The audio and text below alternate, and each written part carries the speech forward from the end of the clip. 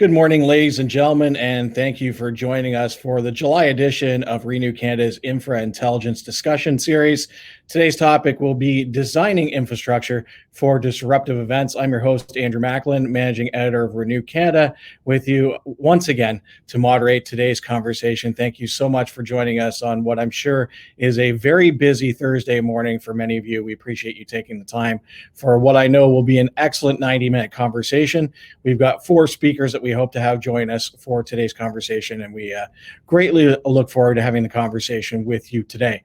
Before we get too far into things, I would just want to remind you, if you've been with us before, you probably know all about the functionality that comes with joining us for a crowdcast event. However, if you haven't joined us before, I want to point out that there are lots of ways for you to take part in today's conversation. First of all, you'll see on the right-hand side of your screen the chat box. I encourage everyone to please comment in the chat, introduce yourself to everyone who is joining us today, tell people where you're from, what you're hoping to learn. You'll also see that there is information posted by our parent company, Actual Media, regarding everybody who is taking part in today's conversation. We encourage you to tweet about the things that you hear today during our discussion, and please tag Design Infra as the hashtag for today's event, and be sure to tag all of our partners and speakers who are participating today. You'll also see that there's lots of opportunity for you to ask questions and to take part in our poll. So just want to direct you to the bottom of your screen. You'll see that there is a poll tab on the bottom of your screen. Throughout today's discussion, we'll be posting polls that will ask you questions about your knowledge on the subject of designing infrastructure for disruptive events, as well as other key topics affiliated to today's discussion. I do very much want to encourage you to please take the time to participate in those polls, as that extra information helps us create a more robust deliverable from today's event. You'll also see that there's an opportunity for you to ask a question. If you click on that tab and type in your question, you'll have the opportunity to have that asked by me as I moderate this morning's conversation. As well, you'll see that when you open the Ask a Question section, you'll see that on the left-hand side of each question, there's a voting function. If you click on that, that allows me to see that you also want to ask a question that's already been asked by somebody else. Makes me realize that, yes, this question is a priority because there are multiple people in the conversation that are looking for an answer. Lastly, you'll see at the bottom of the screen, there's a little green tab that says Renew Canada currently. Throughout the 90-minute discussion, there will be different links for both myself and the rest of our speakers participating today. That will allow you to go live to their websites. It will pull it up in another tab, and you'll be able to see some of the great work that so many of our panelists today are involved in their own individual companies. Also want to remind you that within a few short hours of today's discussion taking place, you will be able to come right back to this link to be able to watch the video again on demand at any time you see fit. So if you've got a colleague who you know would really like to watch this conversation but doesn't get an opportunity to be able to be part of the live discussion because they're in meetings or on the job site, never fear, there is an opportunity to watch this conversation at a later date. As well, there will be some post-event deliverables that will be brought forward by Renew Canada, both a news story in the coming days on our website, renewcanada.net, which is the live link you'll see at the bottom of your screen right now. And as well, you can expect a full-length feature on this discussion in the November-December edition of Renew Canada. One last thing before we invite our panelists to join me here live, I do want to thank Logistec. For those of you who aren't familiar with Logistec, I would encourage you to go to their website and check out the work they are doing here in Canada.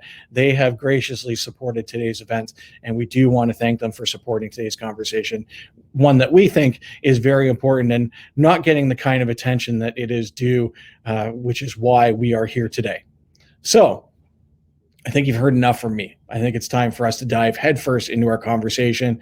We have four excellent speakers that we hope, depending on the greatness of the connectivity, depending on where all these fine folks are, we hope that we have four speakers that would be able to join our conversation.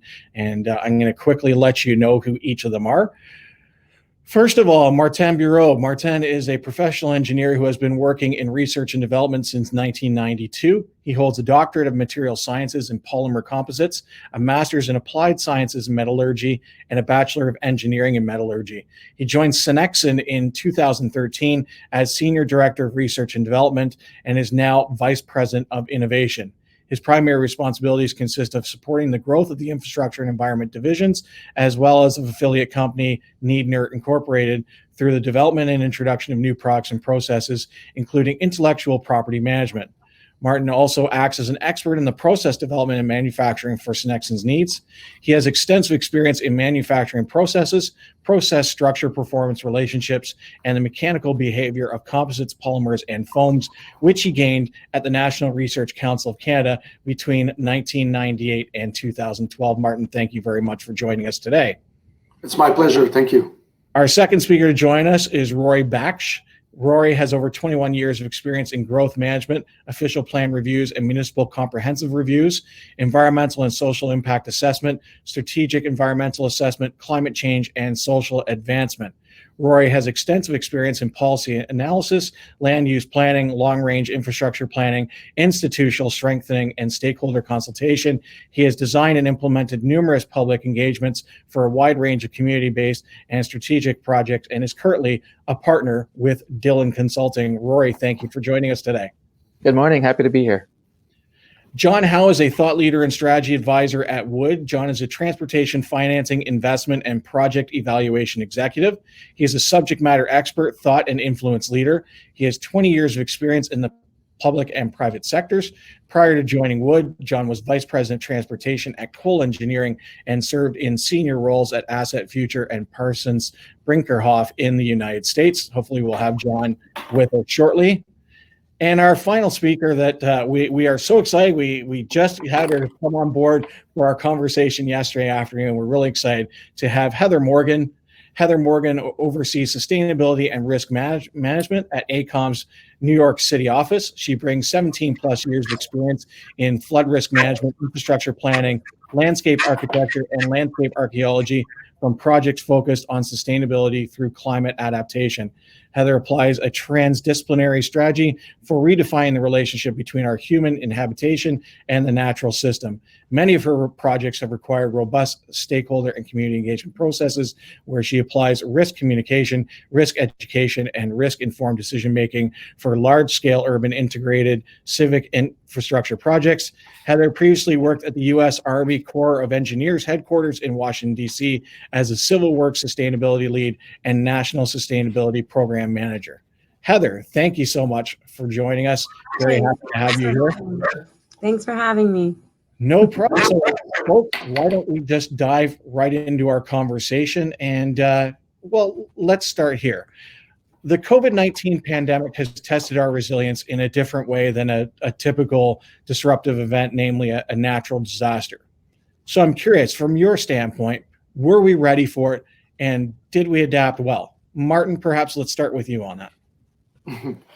Well, I don't think anyone were ready for such an event. Even in very strategic risk assessment, people just don't believe in, comet or, catastrophic situations like that. So I guess we weren't. Now, did we have tools to answer or to face the challenge? We did. Thanks for all the IT teams and all our companies and at the government and that within days or a few weeks turned a huge challenge into a mindset of solution finding, which I find amazing. So I think that could make us confident for the future that yes, we're able to face a challenge like that. But were we ready? I guess no. Rory, your thoughts? Yeah, I'd agree that we didn't really see it coming. There are other jurisdictions in the world that have faced crises. For example, there's been the Ebola issue in Africa, which is equally as nasty as coronavirus in its ways. But the thing that we did, if you think about it, in the high tech world that we live in, was pretty much low tech. Like what we said is, quarantine yourself and social distance. And you don't need technology to stand 2 meters away from somebody. You can just do that. So it's interesting that we were able to kind of use a low-tech solution to flatten the curve. And some places did it a lot faster than we did because of their own sense of imminent danger. Like in the Caribbean, they flattened that curve very quickly. And in Canadian First Nation communities, they responded very quickly, realizing the risk that they faced, and they essentially closed their borders. And they said, we're in our bubble and we want to be safe. And so I think, there was an ability for us as a society and as communities to respond really well. And like I said, I find it interesting that it was a low-tech solution to flatten that curve. Heather, your thoughts? Well, I live in New York City. I'm currently in Atlanta right now due to COVID. And I would say that, no, we weren't prepared. But I would like to couch that with, I think what Martin was saying was the response to COVID at an accelerated space and pace was in the New York City region was pretty impressive. As much as we wished it wouldn't have been as reactive. I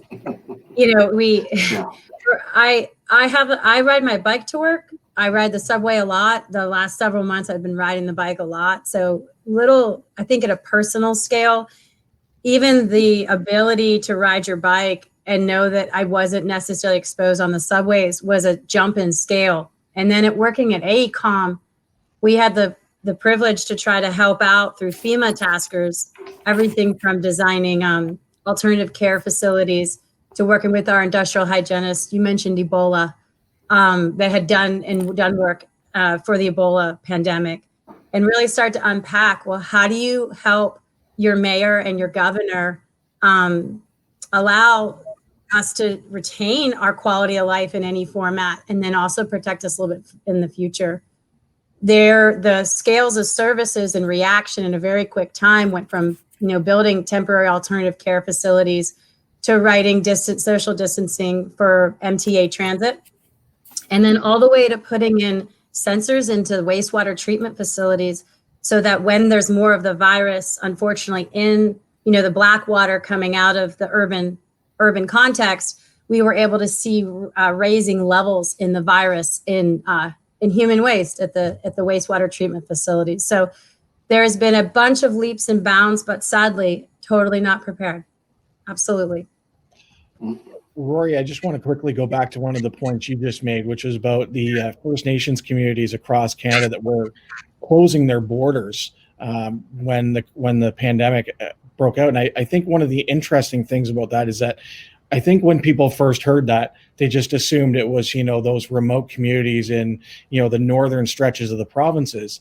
But then you look to even the heavily populated parts of southern Ontario, and you look at a place like the Six Nations Reserve that's, just southwest of Hamilton, biggest reserve in Ontario, and they closed basically every single road in and out of their reserve in order to, like you said, control the pandemic. I think that catches a lot of people by surprise when they realize that even nations in the more developed part of our provinces close their doors and block themselves off and make sure that they isolated themselves to try to control the pandemic.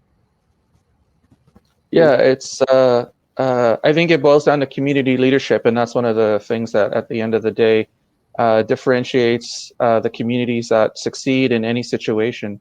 And as we transform and make decisions, one of the things that the practitioners in this business can do is to have a direct influence in community leaders and decision making, and to make wise choices about where we're going to now start investing to enhance our resiliency. And the group of people that are attending this webinar are some of the people that are the best equipped to do that. Speaking of which, just a reminder, everyone that is attending the webinar, please put your name in the chat, say hello. Let's find out who all is joining us today. And don't forget, if you have a question at any time, please feel free to ask it. Martin, Heather, I didn't know if you had any comment that you wanted to add about, kind of the measures that some of these communities went to shut out their own borders to be able to control the pandemic. Martin, do you want to go ahead? No, please go. I guess I can just talk about firsthand in New York City. Immediately buildings, we have high density, obviously. Our personal building, you had to ask for permission to leave if you were diagnosed or had any symptoms. You couldn't, throw out your own trash. You couldn't walk your own dog. So I think that as much as New York City is dense and has, high demographic amounts and diverse demographics, everyone was kind of isolating in the way of the community that you said, but it was at the scale of everyone's apartments or in everyone's buildings. And so that's what I can speak to, but that's about it. Yeah, I guess education plays a big role here for people to understand what's happening and what's a good measure and what's a fake news type of measure that we hear a lot on social media, unfortunately. So that's in going forward. I believe even at in our schools, for example, there should be courses targeted on that and how to respond. Many of us don't have batteries or water reserves in our own homes. I'm ashamed to say that I don't, and many of us don't actually. So we're just not prepared for something like that, and we're not educated as well for doing something like that. And probably that's one of the consequences of our open borders. The global economy, the global village, etc. Yeah, Martin, I want to build on what you just said, because I think it's important for us when we consider that there could be a second, third, fourth wave ahead, or just being able to properly plan for disruptive events in the future. All three of you said we weren't ready for this. So I'm curious if we can maybe start to drill down. What were some of those vulnerabilities that were exposed? You just mentioned a few from the personal level, but I'm just wondering, when you take a look at some of the different sectors, what were some of the vulnerabilities that were exposed when the pandemic first hit? Well, an obvious one was our infrastructures, and starting by a very concrete example, like our streets. Sidewalks are not built in a way that we can avoid social contact, subways, buses, etc. And then our logistics. We all start working around 8, 9, depends. We're all in the subway or in traffic at the same time. We can't afford to be alone in our cars, in our big cities, at least, all of us. We're 2 million on the island of Montreal. Can't be all alone in our car, because it's going to be a big highway, that island, no place for people. And then the workspace is built for exchanging the hallways and everything. So we need to think about, and obviously a lot of people, and we've heard that a lot in the last months, the work time at work. When do we come in? When do we leave? Why is it that we need to be all there between 8 and 5 and things like that?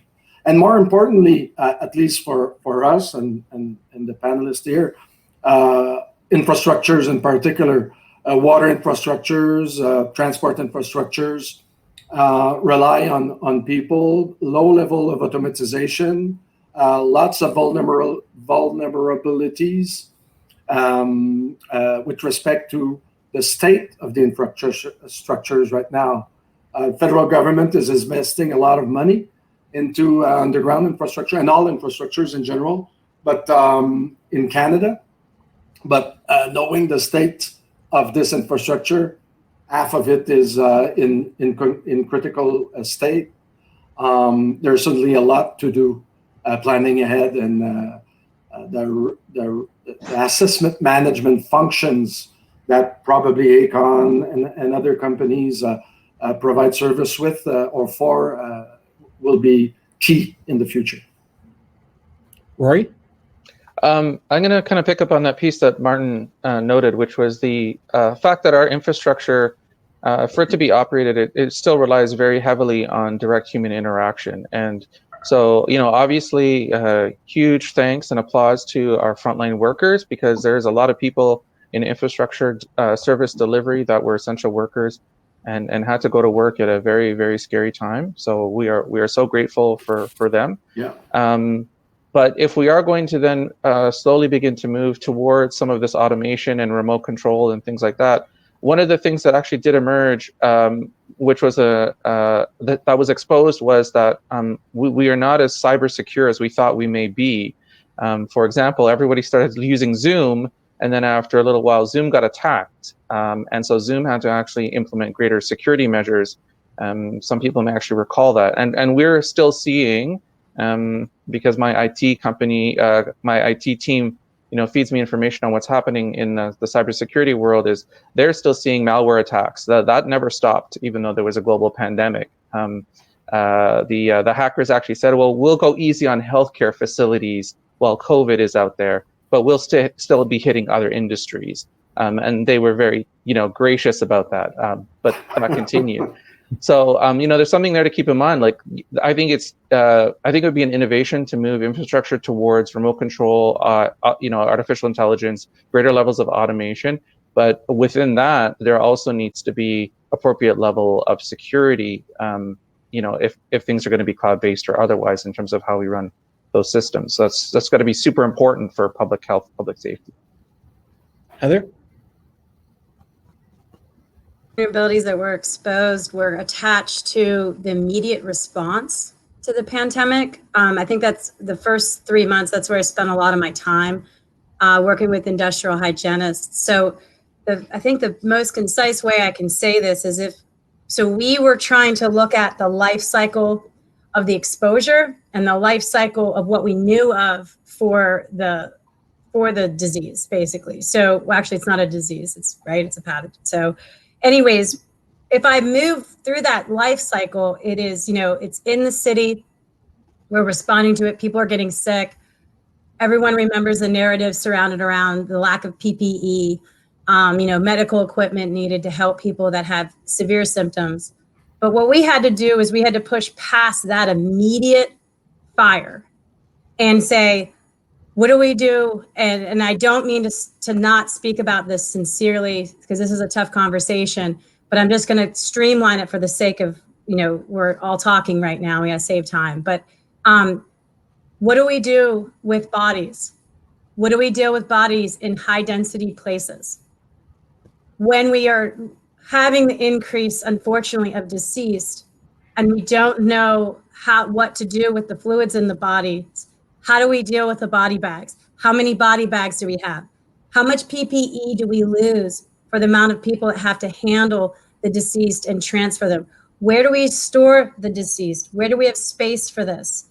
How do we get refrigerated? I'm just walking you through our life cycle. How do we get refrigerated trucks? How do you fit them in dense parts of Brooklyn, in dense parts of Manhattan?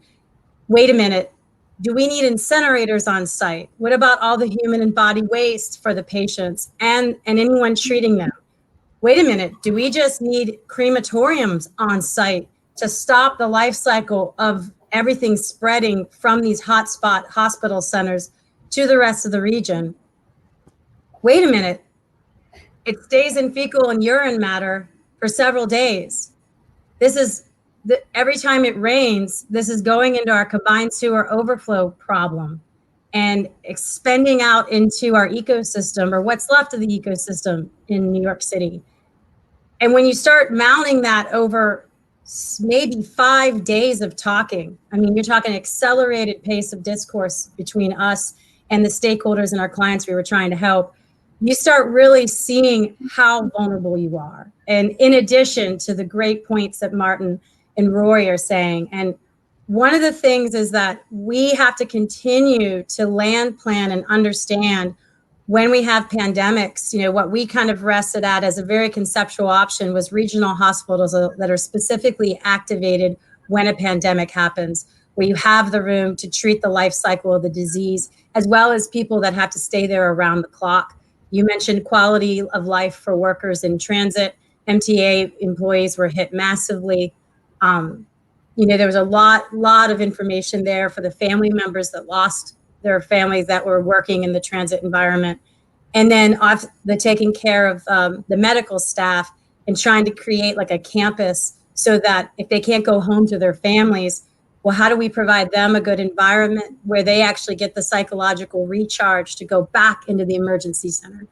So that's just, I know that's a lot of scale jumping there, but that's the level of vulnerability that we were seeing, that we need so many people to help out. I mean, if you want something new to look at, or you need a new passion at any level, academic, elementary school, it doesn't matter. There's a world of improvement there that we could all work in and help each other out. So that's what I saw. And it's very interesting because I don't think traditionally, because we're more stuck in the roles that we have, that we think that far back in that many steps. Because I mean, Heather, it took you about 7 steps, but eventually you got to the, where we are, which is what are the impacts on infrastructure?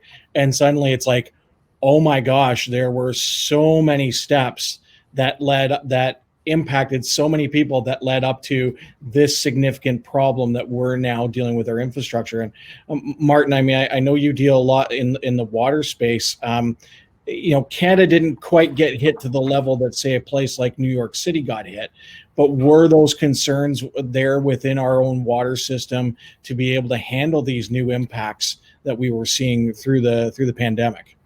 Yeah, I believe they were all considered, and again, we weren't prepared for that, and they went through the whole cycle. I'd like to remind the audience that while Canada was not that it, Montreal and my own neighborhood in particular, Ansic, was severely hit to our own. We're about 100,000 population here, so and we had several hundred deaths in this neighborhood in particular. So we had to deal with that. Now, 100. I'm sorry, and it's not my area of expertise, but 100 casualties is not the same as several thousands in terms of the challenges that Heather referred to. But coming closer to what we do at Logistec and Senexen, imagine that the same consequences came from a different type of event, a natural disaster, for example, whether it's a tsunami, which is highly probable in Montreal or Vancouver or New York, a earthquake, or simply massive flooding like we had on the Montreal Island or in Alberta or elsewhere throughout North America, but to another level, a very important level, where then you have all the health care and the casualties that come with it. We simply are not prepared for that, and our government don't seem to, at least so far, they haven't looked into that much, at least to our level. I mean, we manage network, we repair water networks, and asset management is a function within municipalities that we have very little access to. Few cities have leadership, but most of them, no word on the game. So there's definitely, that's going to be a eye opener in risk management. And for us, it's going to be logistics, it's going to be infrastructure, underground infrastructure. For others, it's going to be healthcare and so on. And we need to repair that. We need to strengthen, make it more resilient. Sea levels will rise. Lower Manhattan will be underwater. And within a few decades, all their underground is below the sea level. So, and this is so far not addressed. There are technologies available for that, while people still think, let's say, mainstream conventional solutions. We need to change that. If I could build off Heather and Martin's observations, Andrew. Of course. One of the things that's also a vulnerability, kind of connecting the dots here, is when we think of kind of day-to-day infrastructure, we're thinking about municipal infrastructure. And generally, that's one of the biggest line items in any municipality's budget. And I've done a lot of work in asset management. And there's 2 prevailing philosophies. And in the context of this conversation, they're a bit scary, because one philosophy says bigger is better, and the other philosophy says do more with less. And neither of those philosophies work from a resiliency perspective, because what you need to be able to be resilient, connecting the dots from the things Heather and Martin were saying, is you actually need backup systems. And you need to be able to invest in those, and you have to plan and program for that. And that's a bit of a paradigm shift from the way that we've been looking at infrastructure for a very, very long time. And so there's, I think, something that's also exposed. We've exposed a philosophy about how we plan and manage infrastructure and how we distribute infrastructure, because we tend to look at centralized large-scale networks as being more economically efficient. But in fact, what they are is they're uber non-resilient as a result of that. And so I think there's some movement there for the world to make around infrastructure. And Heather, I know this is some of this is right up your alley, because I know the kind of flood resilience and flood mitigation work that you're doing in the New York City area. And I'm just wondering if you can build on what Martin and Rory have said. Yeah, I think that, it's interesting. In New York, we have the luxury of a high dense situation. So a lot of what we would design and build is economically justified. I think that, I don't know, if I was to pull back and say what I've noticed the most is that we, at AECOM, I get the luxury to work with a lot of really good engineers, landscape architects, ecologists, you name it, asset managers. And in moving from a federal agency to the private sector, one of the reasons that I did that was because the private sector had more agility in the US.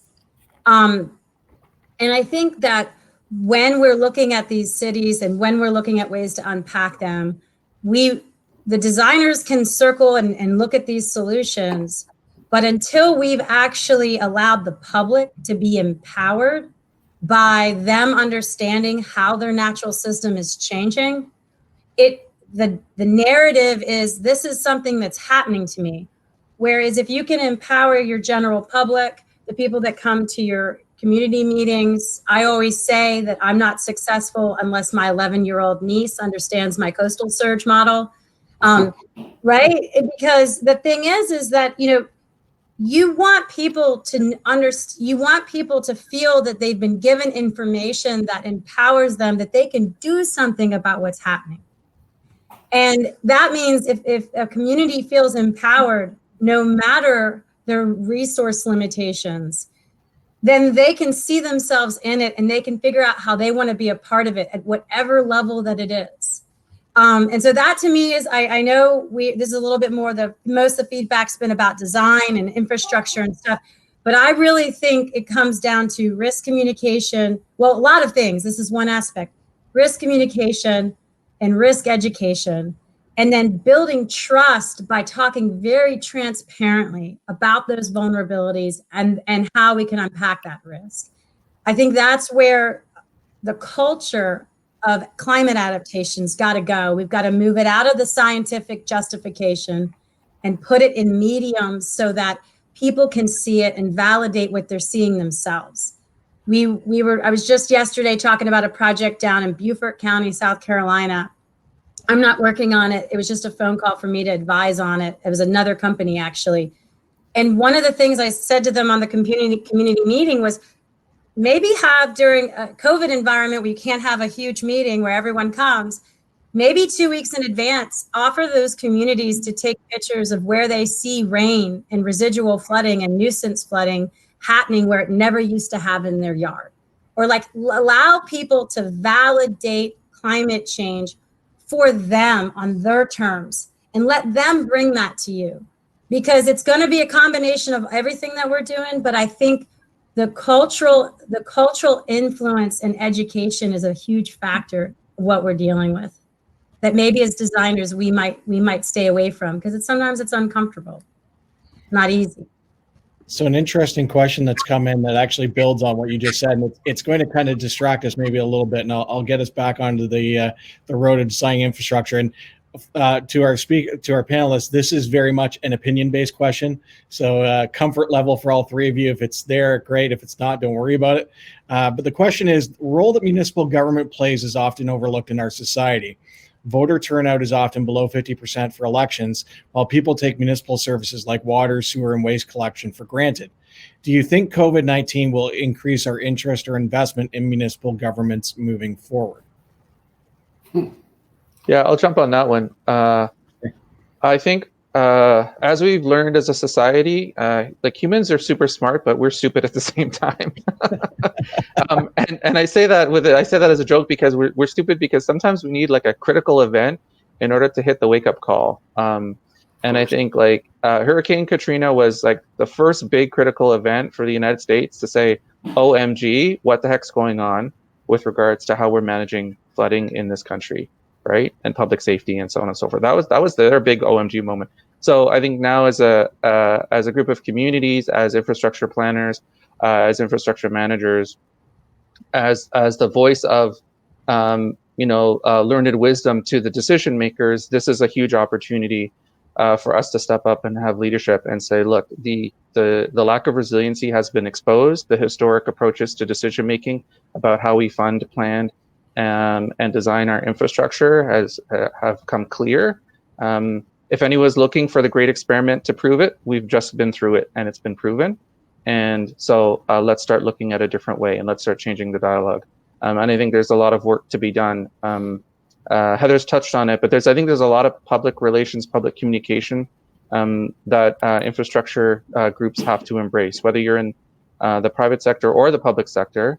The question was around municipality. So, if you're in the public sector, I think there's something really important that you have to do. If you're the director of an infrastructure agency, PR is going to be one of your most important things, getting the message out there that people need to look at infrastructure differently and they need to be supportive of funding infrastructure and communicating more clearly to leaders that this is absolutely necessary and it's part of the priority. The good news is we've been on a bit of a track with asset management, and it's been a door opener for the conversation.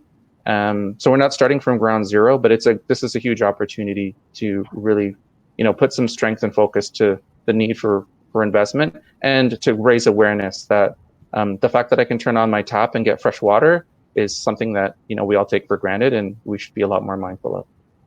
Sure. Martin, Heather, did one of you two want to build on Rory's comments? Yes, Heather, you want to start first? I think that my country right now is showcasing a lot of what COVID has illuminated in social inequalities, and it's I think there's a silver lining, like kind of what Rory is saying, that it's unfortunate it takes a hot probe, to allow our culture to advance. I think that one of the things is that this understanding where your land use and your access to technology, all of this is amplifying the impacts to COVID. And another layer is obviously climate change. Our heat indexing tends to be in lower income neighborhoods where there's window units instead of, central heat and air that's not allowing the urban streets to cool at nighttime in the summer. A lot of those areas don't have as many trees. I mean, it's the same neighborhoods that have higher climate impacts are also the same neighborhoods that were resource limited during COVID. And I think that it's a really good time in our country to have honest discourse around that, and whatever field you're in, to really understand that we can't, nor should we, but we can't sustain, like Rory is saying, the way in which things are going. Opinion-wise, I'll just let the people in the country that are being rather vocal kind of represent right now how I think that the tone in this country and the direction we should go. I'll let them speak for me. They're doing a good job and they're being real loud. How's that? Yeah. I won't go there. Yeah, building on what Rory said, I kind of lost track with this comment. Well, first thing, in Montreal, the mayor, this administration took the leadership and made some changes. Some people like, some people don't, but they decided that they would close half the streets and get lanes for pedestrians as well as cycling lanes throughout the city. We now have a network of a cycling lane that's as large as Denmark, not Denmark, but the capital of Denmark. Copenhagen? Thank you, Copenhagen. All things being compared the same. And so they tried to use this big event as an experiment and make some changes, and that is triggering, I think, the reaction that Rory referred to as do less or do more with less. While you have those streets, there's fewer traffic. Why don't we allow people to move? And I believe that for technology providers like us, this is going to trigger a mindset or a change in mindset where we're pushing technology a lot. Our AquaPipe technology makes a network resilient. It can survive earthquakes, but yet it's very difficult to penetrate the American market. Lots of conservatism in throughout the cities. Every city is supposedly different, but at the same time, they're always the same pipe. So few places have adopted technology like that. And I believe that now I hope, and I think we're not going to be in so much a technology push mode than a market pull or a community pull. Like, guys, mayors, municipal administrations, find some solutions. We can't be exposed like we are right now. And building on your example of opening the tap and getting fresh water and clean water and safe water, well, that's far from being secured for the future. The investments in the States alone for the water systems is in the level of hundreds of billions in the next few years, and all cities are broke. How do you fix that? So solutions for doing more with less will be attractive. Hopefully, resilient solution will be adopted, and there'll be opportunities for consultants, for solution providers, for municipal administrators to shine and win.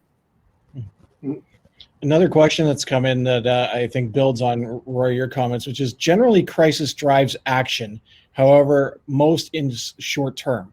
Any suggestions on how to maintain the momentum and interest in mitigating risks and vulnerabilities after the crisis? Well, Andrew, I might argue that the short term for COVID is going to be a little bit longer term than the past. Like, we have not seen something hit the world in this way since, for example, like a world war or that Spanish flu pandemic that hit around, I think it was around 1917 or 18 or something like that. Like, this is pretty big. This is of global significance. And the other thing, unlike climate change, is it touched absolutely everybody. It was felt, right at home. And so I don't think it's going to disappear from memory that quickly. And I think to the extent that as it relates to the future of infrastructure, we can harness that and we can make it part of the dialogue and keep it in the dialogue. Then I think we can do it. I don't believe that once we're out of this pandemic, that the reminder of COVID is going to go away. Like, there's a generation now that is beginning to die off, and that generation is the last of those who lived through the Second World War. And their behaviors still at the age of 90 something are indicative of the way that they behaved during those war years. Definitely. So that's the extent of how a global crisis plugs into someone's behavior and their mindset.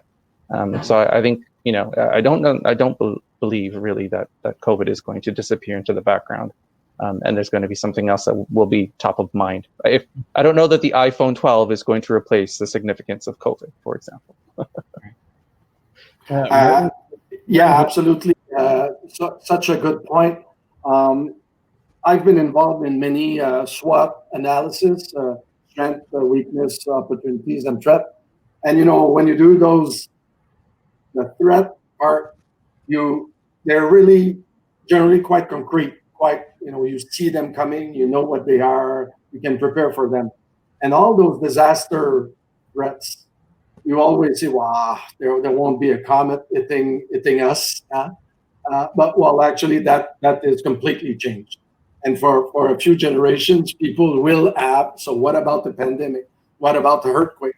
What about that massive flooding? What about et cetera, et cetera? We've seen massive fires into urban communities in Alberta and elsewhere in North America, in California, a lot. So that's going to change for decades, for sure. So short term, I agree with you, Rory. It's not short term anymore. Heather? Let's see. Yeah. So if I was to try to tack a little bit more like how you plan or what are the effects after the crisis, I think what I mentioned earlier about your land planning responsibilities towards understanding what your hospital and healthcare resources are is massive. I think your manufacturing and production and storing and staging, equipment for a pandemic is a planning activity that I think is something that people are working on now. But say we do get some form of recovery from this and a treatment, maybe a vaccine at some point, there's just going to be another one that comes. I think we all know that. So I think there's a lot of responsibility in planning for the next one that has to actually happen. I think also green space in cities, I think really putting a priority and understanding that human and their quality of life in dense urban environments not only need the green space for their own psychological well-being, but now they need it for the social distancing as well. So I think that's another new elevated priority that's always been something that's been kind of greenwashed. It's like, oh, those green spaces are for the people like the Loraxes from Dr. Seuss. And it's like, no, those are now for like much more an elevated and severe needs, not just because you like it. The other thing that I would say is that I think the caretaking and responsibility culturally, globally, the fact that the world is more globalized, we're basically a trade and commerce Pangea now. I think Elizabeth Colbert covers this also from an ecosystem standpoint. And the fact that there's a lot of responsibility that just an individual person needs to take into account. Where do you buy your goods from? Where are you transporting yourself to? Where are people coming from? And not that people need to be paranoid about that, but I think we all need to be educated and understand the interdependencies that can arrive and the risks, right? Politicizing wearing a mask. I would really like to see that not be something that happens in the future for any pandemic, something like politicizing medical treatment. That's something that I think can be done pretty easily if we could get around that bend for some reason. And then I think climate change is like a common denominator that impacts everybody. And COVID is in that same envelope, right? And so I think that we really need to seriously look at the degradation of our natural systems and our biodiversity and start to really pay attention to people that are really starting to put a lot of information out there that, reducing our natural habitat, degrading our forests for agrarian practices and things like that is contributing to some of these viruses that have been in our ecosystems for a very long time. But now those species are coming out of those ecosystems and that habitat because their habitat's being reduced. and the diseases are cross-pollinating onto, fauna and animals that we eat and things like that. So I think that dialogue really needs to get elevated because it's reciprocal to COVID and climate change. I want to build on something you just talked about, Heather, because I want to kind of shift our focus a little bit and start talking a little bit about something you mentioned, which is land use planning. Obviously, as we look at what some of the next steps are, especially when we look at infrastructure, Martin, you talked about some of the changes to transportation, water infrastructure. I think we need to talk about, what are those things that as we look at building infrastructure assets going forward, what do we need to do differently? So perhaps, let's start, Heather, with what you just talked about, which is land use planning. When we're building a hospital, when we're building a transportation network, when we're building a transit system, what have you, how do we need to look at something like our land use differently in order to make ourselves more resilient to some sort of disruptive event, be it something medical like a virus, or be it something natural like a flood, hurricane, what have you? Did you want me to respond or Martin? Yeah, please. Yeah, I'd like you to start on that if you could. I think, it's basically a little bit what I said earlier, but just to expand on it, I think that, it's tough in New York City because everything's so dense, but I think what's really opportunistic for sorry, that's my dog. Sorry. He's downstairs and he's still talking, so I put him down there. Sorry, Andrew. He gets vocal about climate change. Hold 1 minute. Okay. So I think that we, in second and third tier cities where there's more natural systems still intact and there's still more green space, I think we need to look really hard at what are those landscape typologies and how we can evolve them into putting in nature-based features, not just hardened shore structures for surge or any other form of water-induced, as well as management of our stormwater. I think stormwater and residual flooding is the sleeping giant. I think there's so much in a watershed that shares the responsibilities for contributing to that issue. And that comes down to even individual houses, whether they have a pitched roof or a flat roof. I mean, decisions you make in your yard on whether you bioretain your stormwater. I mean, that's a whole landscape to talk about, what people can do as individuals on their own property. But I think that is really where we have opportunity to grow and work back and forth with each other on really doing that. Let's not degrade so much of our habitat. Let's not lose it. Let's work with it. And I think we need to flip the lens on the word retreat. I don't use the word protect, and I don't use the word retreat. That's funny. And the reason for that is I can't protect people. I can only reduce their level of exposure. And to tell them I'm going to protect them is breaking my trust with them. So I don't use the word protect. Retreat too. I think that we need to flip that lens, and it needs to look at migration. I believe that humans are a part of, not apart from, our natural system. I think we look at things in a very human-centric context. And I think by doing that, we've undermined our ability to live in the natural system. The natural system doesn't need us as a species, generally speaking. I mean, we're really like the invasive species.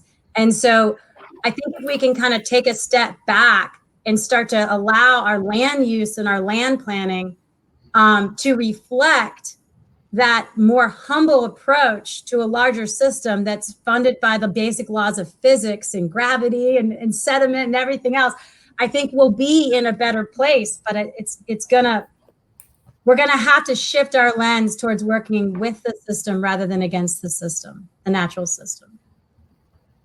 Okay, thanks, Rory. Martin. Sorry for the bark. It's an interesting question, Andrew, because I've worked for years as a volunteer to the Canadian Institute of Planners, being a professional planner myself on their climate change agenda. Commented on their current policy, helped do the first ever adaptation planning in northern communities. It's one of the few that actually have been kind of on the leading edge of climate change. I think similar to Heather, And it's fun being, a planner who's surrounded by engineers trying to figure out the world that we live in. On the matter of land use planning, the thing that I try to remind people about is that is a profit-making business, and don't ever forget it. The people that build buildings do not build buildings because it's fun and because they want to lose money. They build buildings because there's a lot of money in building buildings. There's a lot of money in designing neighborhoods and selling houses. There's a lot of money in building a commercial enterprise and leasing it out. There's a lot of money in building a warehouse on spec for a big operation and them paying you a very large sum of money to do that. And so however we move the bar forward around land use planning, it still has to make economic sense to those that are in the building and design industry. What I've seen in some communities in Canada, specifically in residential construction, is that residential construction took a very brief pause and has continued going with gangbusters. You can go to your local home building center and you will not be able to find very much building material on the shelves of your Home Depot, your Lowe's, or whatever. Those building materials are going directly from the mills to the home builders to keep the home building industry moving forward, because that industry is one of the largest industries in both Canada and the United States. So however we choose to approach land use planning still has to make economic sense there. I can see shifts in how houses are designed. I can see building technology adaptations. I can see shifts in how we approach kind of the organization of land use and those types of things that can actually help us be more resilient. But all of that still needs to fit into a world where someone needs to make a profit. Right. Martin. Well, building on what was just said by my two panelist colleagues, we need to switch from a lower bidder environment, cash and carry commodity mindset, where you try to make, well, let's say the best job for the best price, and then get on with it and go to something else, and be mindful of the end of life, and be responsible for end of life of whatever we design. So for doing that, government need to change how they do things, how they put out bids. In many cases, the lower bid rule is how they do things. But well, it could remain as such, but the end of life should be taken into consideration. I believe, and that's building on one of the questions that was asked, 3Ps, the public-private partnership, where taxpayers and governments support the project, but the companies are responsible for delivering and maintaining it until end of life, and even with the disposal at the end of life. That should become the rule, and that will change a lot of things in the way we build roads or sewers or water infrastructure. And I'm going to give you an example. The Canadian government has an infrastructure grant, and through the provinces, it's named differently. In Quebec, it's Transition Énergétique Québec, and within this, there's money for underground infrastructure in particular. And through that program, cities can get grants to renew their network, and in our particular world, it would be water main networks, only if they use advanced technologies, resilient technologies, and in particular trenchless technologies to reduce carbon footprint, environment footprint in general, but more importantly, improve resiliency. And there's a small community on this island of Montreal called the La des Ormeaux, who has renewed almost 50% of their network so far through those grants. And by doing so, they improve the performance of their network by 88%. That's their numbers. Reduce water main leaks, reduced water main breaks by 88%. and that talks big time about resiliency, and that to a lower price, and with improved both performance short term and longer term. This example of that, smaller community should be expanded to New York City or Los Angeles. I mean, they're doing that for some of the transport infrastructure and buildings, in particular for seismic resiliency, earthquake preparedness. But we're seeing jobs of sewers and water mains where it's good old iron pipes and nothing has changed. Like we don't see it; it's not there. So that will I guess it's a common theme of our whole conversation today. Changes need to happen, being mindful of the long term. So we've got about 25 minutes left in the formal conversation. So just want to encourage everybody once again, if you have a question, please put it in the Ask Question section at the bottom of your screen. As well, you'll see the polls tab at the bottom of your screen. Please take the time to participate in those polls. Like I said, it's valuable information that we can communicate as part of our post-event deliverables.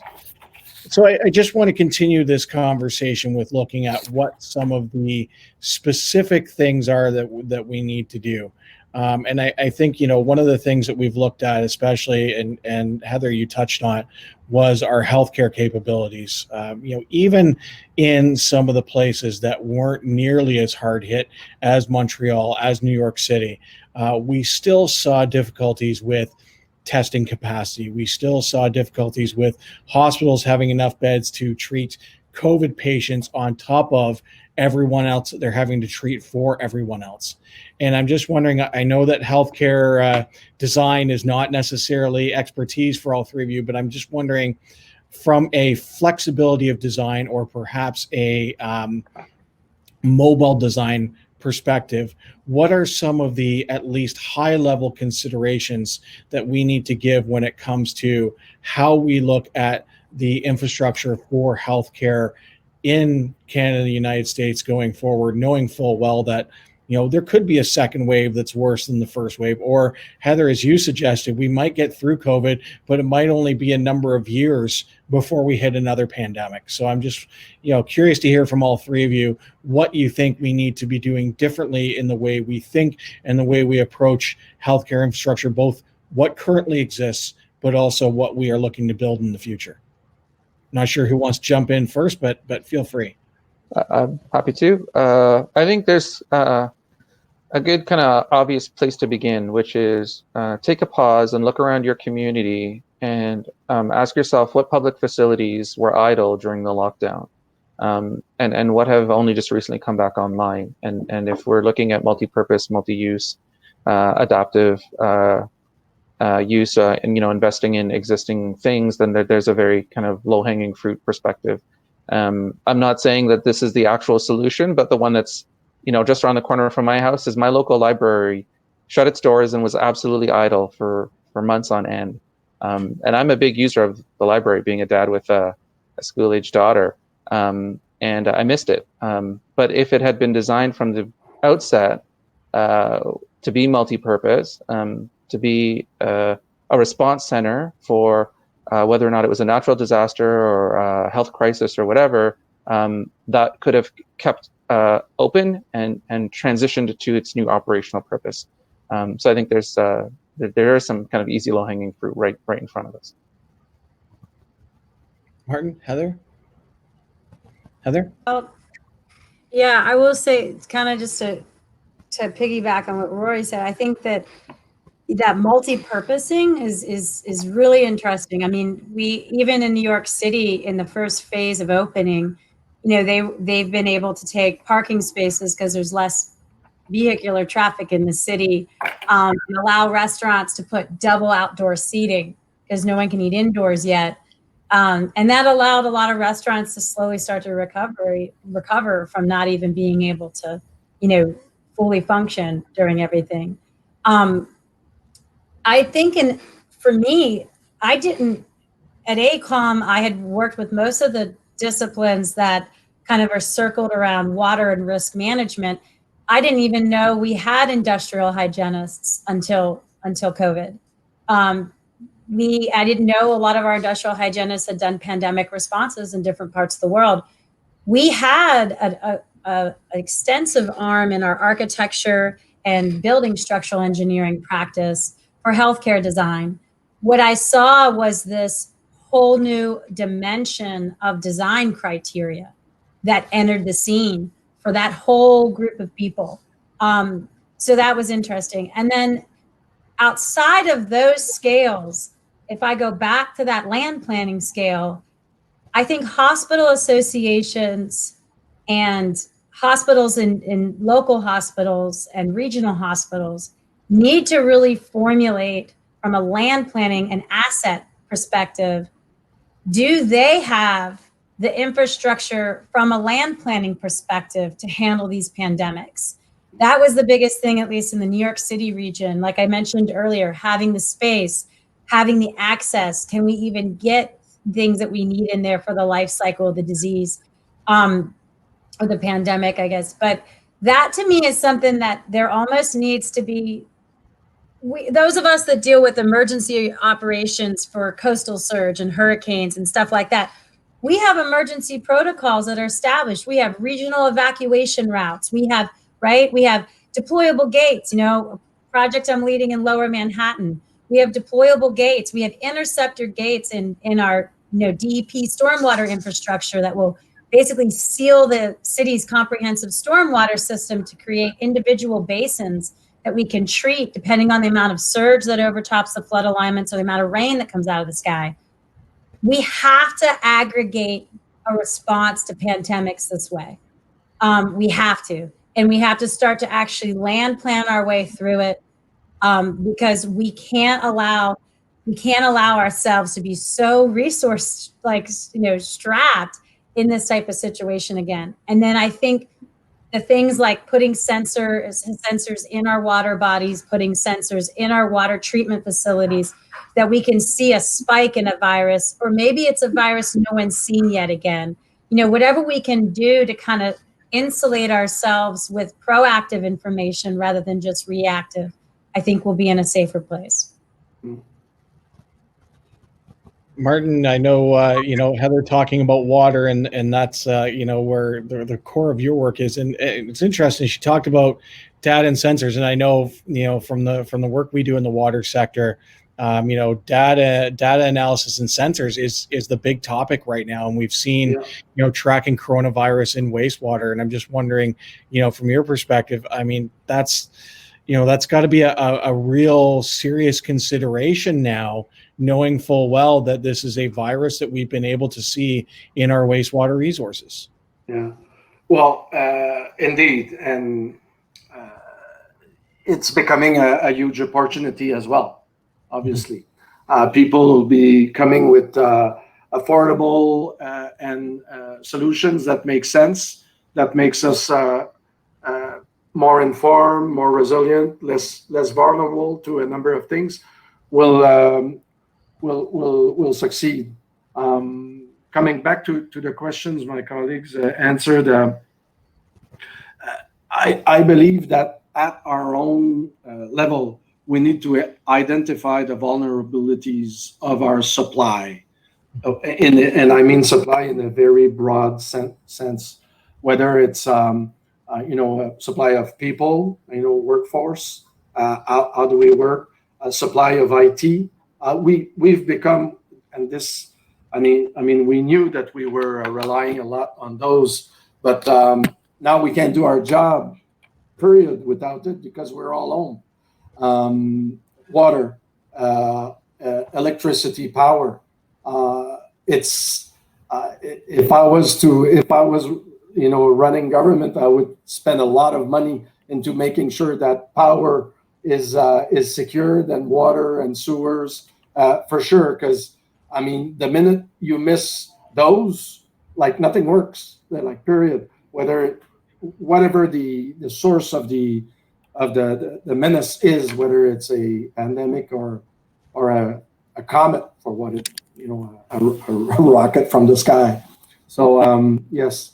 Now, embedding sensors, having intelligent sewers, having intelligent water systems that self-cure, self-assess issues, and help us rely less on people.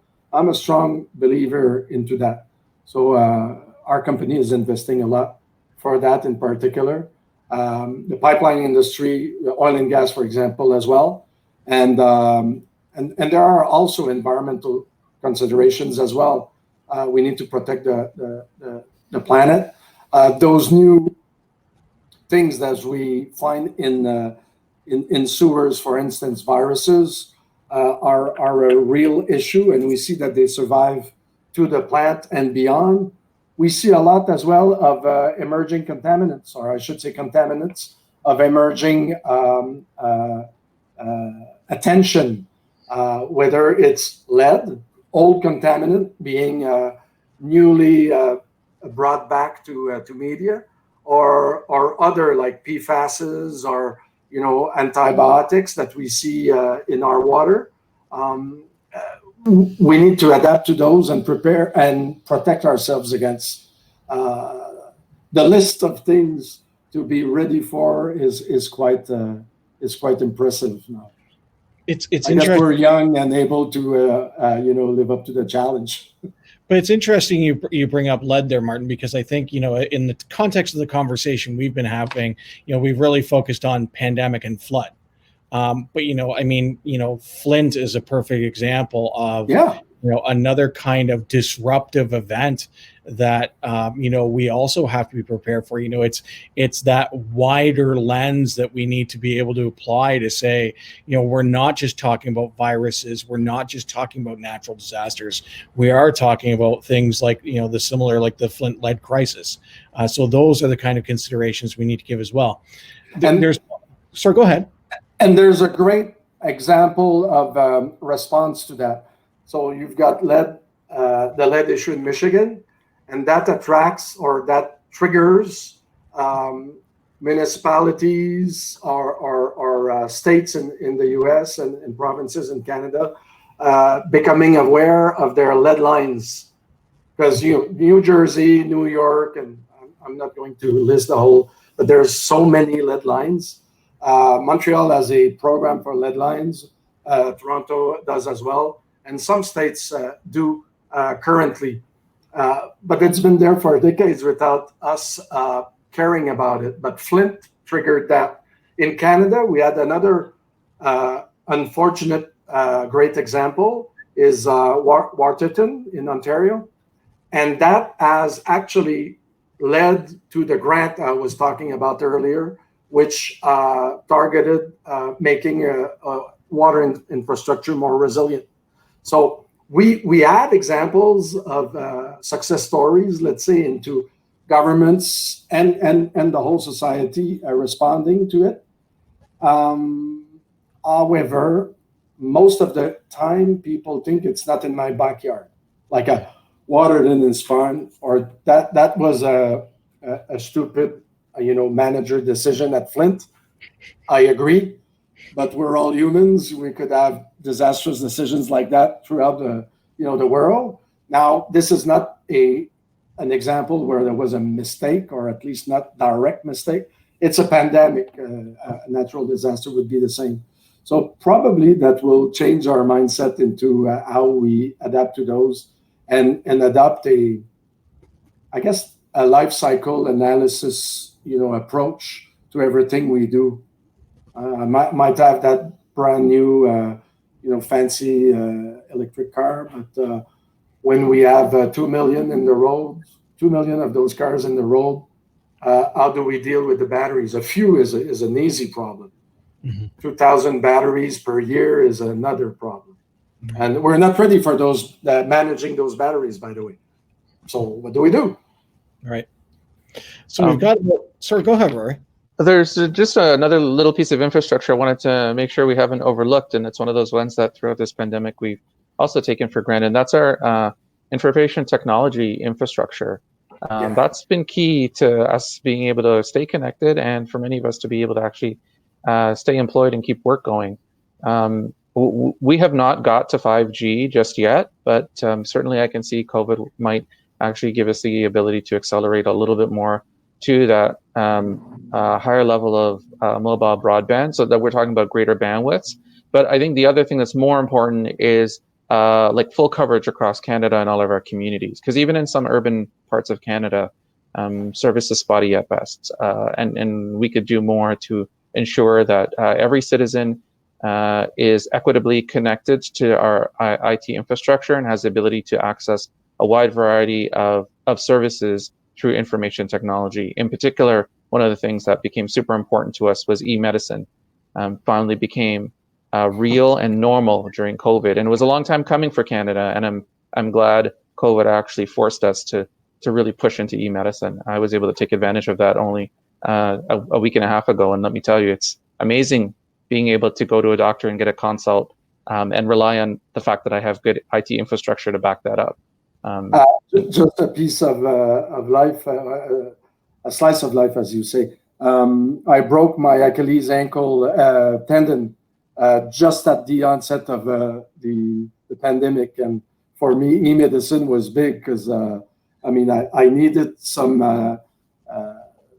care, and it was simply impossible to go to the hospital for that. So, great example. Heather, I'm just wondering about the connectivity issue on your end of things. Is it something that you're dealing with, on the other side of the border? Is it something that has come up as part of the dialogue, that this is something that needs greater investment? Like IT connection? Yeah. Yeah, tremendously. We do a lot of environmental impact statement assessment work, and a lot of those types of studies require public response, require public meetings. We had to ACOM invested in a virtual public meeting tool that allows people, again, you only do this if you have really good internet, as Rory and Martin are mentioning. But we've been able to perform EIS public comment meetings.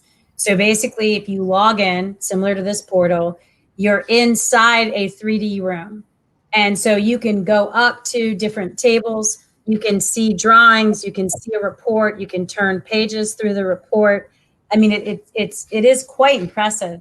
But again, it's like, if you have these resources, you can do these things. So I think the pivot there will be, how do you make these things more available? Rory, your example of the library, I'm back down here in Atlanta, as I mentioned earlier, and I saw a lot of that happening here. The southern landscape, things are more spread out. That's what my dog earlier was barking at a deer. But exactly that, you have these critical public amenities and critical public facilities that if they can pivot and turn, well, what if you could have, people still come to the library and there's a screen outside and people are spaced 6 feet apart and they can see that virtual, EIS room from there. So I just think that, like, in general, we really have to understand what those needs are. And that when we have a crisis like this, and even just in general, people need the access to IT. They need it as a resource because we're so communicating, we rely on it so heavily, and we're communicating through that medium. And if people don't have access to that, then they're not getting access to so much. Even as Martin, as you said, even when you have a severe injury, how else do you get treatment? Absolutely. And the way to do that, to achieve the goal, I honestly think, is to bring everyone together, and that's a cliche, into private-public partnerships. I believe that's the way to go. Only government or privatization, I don't believe is the way. Is to use the agility and the long-term and imputability of governments together. Is the way to go. So we've got about 10 minutes left in the conversation. So I want to package everything we've just talked about to the big question, which is both countries, several $1 billion in infrastructure investments coming down the pipeline in the next weeks, months. in order for us to be ready for the next disruptive event, whether we want to talk about the second or third wave of this, the next flood, fire, pandemic, what have you, what is the real opportunity for government investment to make us more resilient, to ensure that we are not as vulnerable to the next disruptive event, whatever it may be? Who wants to jump on it first? Okay, Heather, you want to jump on it first? Okay, go right ahead. I think throughout the whole time we've been talking, I hope we've laid out a lot of those different features for that response. But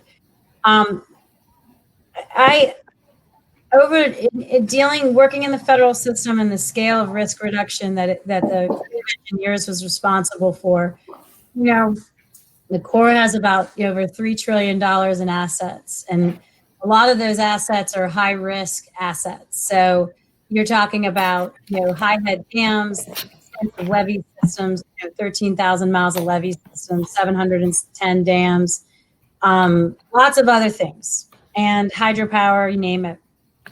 And I think that we have to really share the responsibility of risk transfer.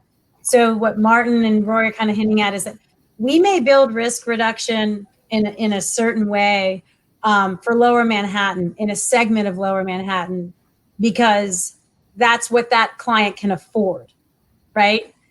But if we are then putting features like interceptor gates and New York City DEP's stormwater infrastructure in order to mitigate for rainwater when it's coming as part of the storm, then we're transferring risk to an adjacent sister agency, right?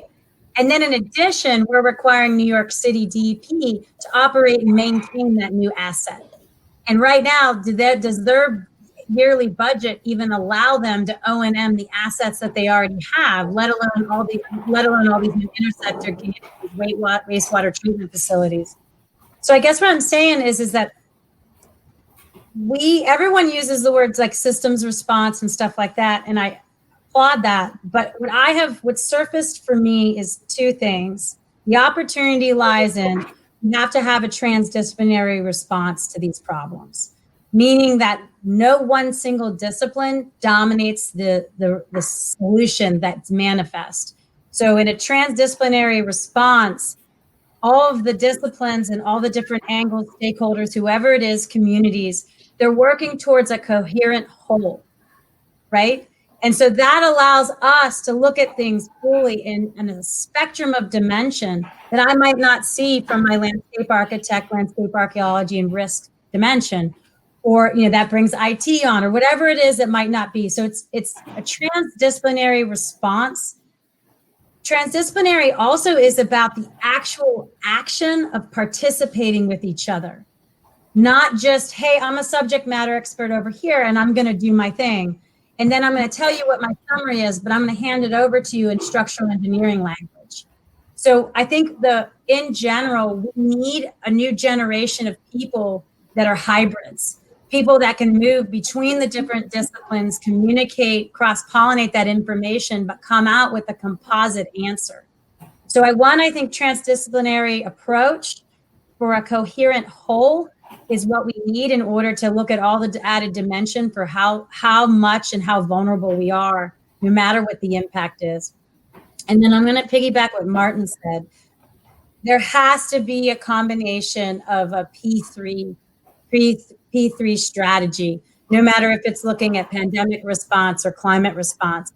There's too much at stake. You can't move fast enough. And I don't think the responsibility should be on one part of that dimension. I think it's going to take all hands on deck, and it's going to take the communities that need the risk communication and the risk education, and that we really are going to have to do this in a much more extensive, collaborative, and concurrent whole as a P3 partnership or P3 landscape, because the responsibility is just too big and you can't move fast enough. So that would be my two things, transdisciplinary and a P3 response. Thanks, Heather. Rory, Martin, if one of you wants to jump in on it next. I have a few perspectives from the various kind of years being on the front lines and trying to work with decision makers, the high level. One one of the things that I try to encourage people to look at is see the problem, find the front of pipe solution, not the end of pipe solution. So a lot of stuff that we're doing for COVID right now is all end of pipe solution.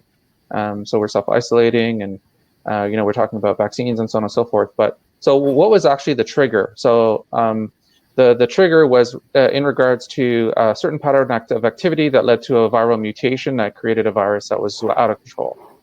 So can we find front of pipe solutions for the problems that face the Earth? Yes, I think we can. I think we're smart enough as a species to be able to do that.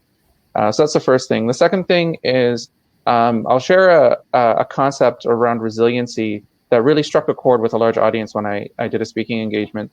And resiliency is like that lone palm tree in the blowing winds of a hurricane. And it will bend, and it'll bend pretty far, but it doesn't necessarily snap. And when the winds die away, the palm tree is still standing. And I think that's something for a community, leaders to think about is we cannot afford to build our way out of our problems. We just simply do not have the financial resources to do it.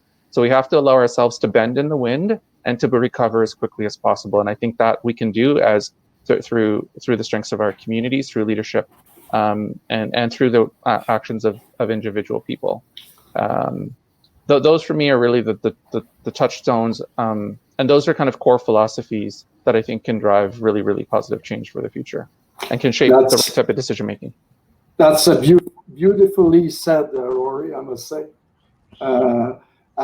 Yeah, and in material science, where I come from, resiliency is the capacity of something to absorb energy without breaking. That's exactly what you described. I'd add to what Heather said with a challenge. Now, we'd love that to be global, or at least, no borders, collaborations.